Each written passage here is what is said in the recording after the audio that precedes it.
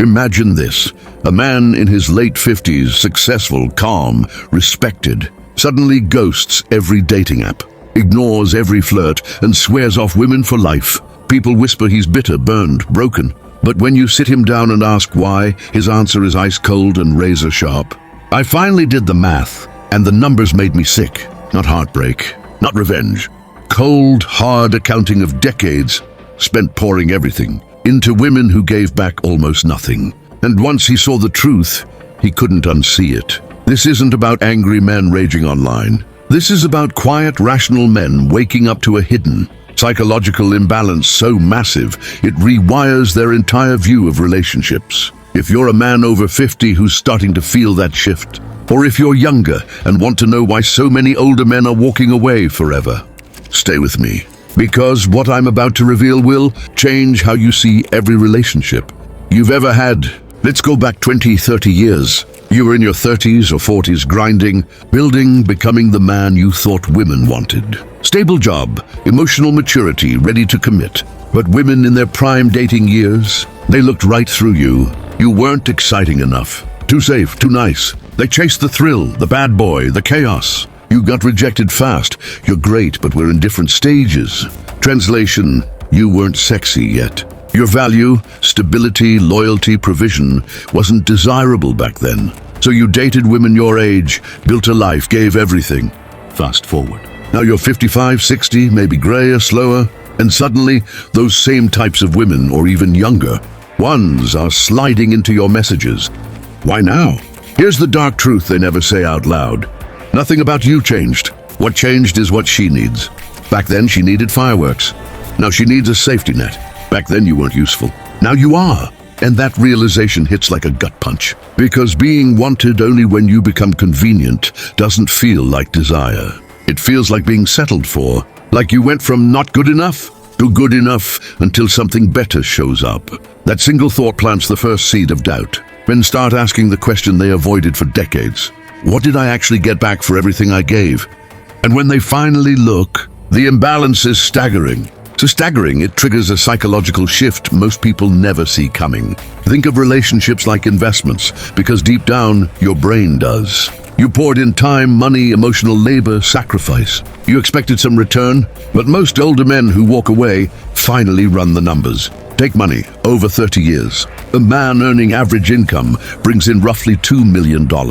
At least 70% of it funds the shared life. House, kids' vacations, her comfort. That's 1.4 million of his earnings spent on the relationship. Her financial contribution, often minimal or spent on discretionary things. Ratio, easily 6-to-1 against him. But money is just the start. Now add emotional labor. The invisible taxmen pay every single day. How many hours did you spend calming her storms while yours raged unnoticed?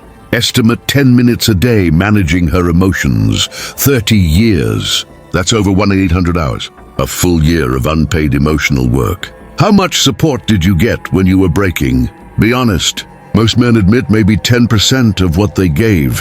180 hours back, 10-to-1 imbalance. Major life decisions, where to live, holidays, free time, 80% went her way. Even intimacy became conditional. The asset you invested in didn't appreciate, it depreciated. Year 20 was colder than year 10. Yet men kept pouring in resources because society calls that love.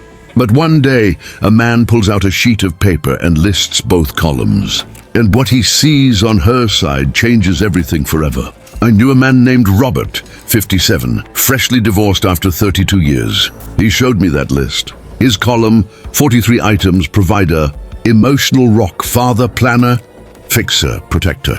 Her column, 3 items. Cooking most nights, decorating, organizing social events. That was it. Everything else, the stress, the mental load, the income, the stability was him. He said staring at those 3 items felt like waking from a coma. He realized he'd been in a one-person relationship for 3 decades, and almost every man who does this exercise ends up with the same lopsided score. 30-50 contributions from him, 3-5 from her. The dark psychological truth. Many women genuinely believe their presence is the contribution. But presence isn't partnership, and men are finally calling the bluff. Here's where dark psychology meets biology. Men aren't just getting tired. Their tolerance for imbalance is biologically hardwired, and it changes with age. In your 20s and 30s, high testosterone makes you chase, compete, accept bad deals for access to partnership. You tolerate drama. You pursue, you hope. But after 40, testosterone drops roughly 1% per year. By 55-60, it's 30-40% lower. Suddenly, the same one-sided dynamic isn't tolerable anymore. Not because you're bitter, because your brain recalibrates. The cost is now too high. Add chronic cortisol from decades of managing her stress, and your body literally screams, exit. High cortisol shortens life, destroys sleep, accelerates aging. Your survival instinct finally overrides the social programming. But there's one more biological trigger most people ignore. Your prefrontal cortex, the part that sees long-term patterns, doesn't fully mature until your late 40s or 50s. In your 30s, you were wired to stay present-focused, to believe it'll get better. By 55, that brain region is peak performance. You see 30 years of data clearly. The pattern is undeniable. More investment, less return, growing resentment. Future outcome? Predictably worse. Your fully developed brain says, exit now. This isn't giving up. This is the clearest thinking you've ever had.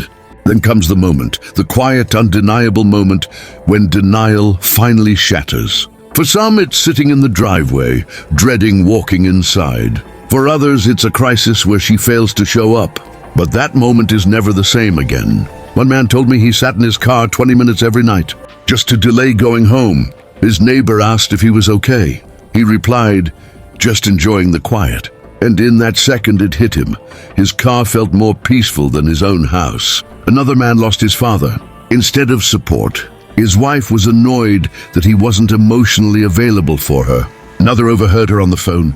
Pure contempt in her voice when talking about him. Or the simplest, watching a happy couple at a restaurant and realizing, I've never had that. Whatever the moment, it's not anger, it's clarity. The denial dies. And once it's gone, something irreversible happens in the male brain. Walking away isn't just a choice. It's a psychological transformation. Your brain undergoes cognitive restructuring. Old neural pathways that justified the imbalance get pruned. The habit of hoping, chasing, excusing, it dissolves. New pathways form. My peace is non-negotiable. After 18-24 months, those new patterns become default. Going back would mean destroying healthy wiring. Your brain won't allow it. Identity shifts too. You dismantle the old provider who sacrifices self and build one rooted in self-respect. That new identity is stronger, healthier. Reverting would mean becoming a lesser version of yourself. Impossible. But society doesn't want you to know this, because when enough men walk away, the entire system feels the threat. That's why the judgment hits so hard. Married friends attack you. Your freedom exposes their cage. Family pushes the script. Men must keep sacrificing. Women panic. If too many men refuse bad deals, their expectations collapse. Society shames you as selfish, bitter, afraid of intimacy. But it's all projection. Your peace threatens their justifications. One man, 61, single 8 years, told his sister, I had companionship. It cost me my peace and my life force. Never again. She got angry, not sad, angry, because his happiness alone proved her mediocre marriage wasn't inevitable. Their discomfort isn't your burden. You ran the numbers. You saw the pattern. You chose yourself, and that choice isn't weakness. If every word hit home, know this. You're not bitter, you're awake. You're not damaged, you're healed. You're not selfish, you're preserved. You gave everything once. The return was almost nothing. So you close the account permanently. They'll keep calling it tragedy, but you know the truth. It's victory. Hard-won, evidence-based, biologically aligned victory. You learned the hidden cost. You refused to pay it again, and now you live in peace they can't understand. That's not the end of your story.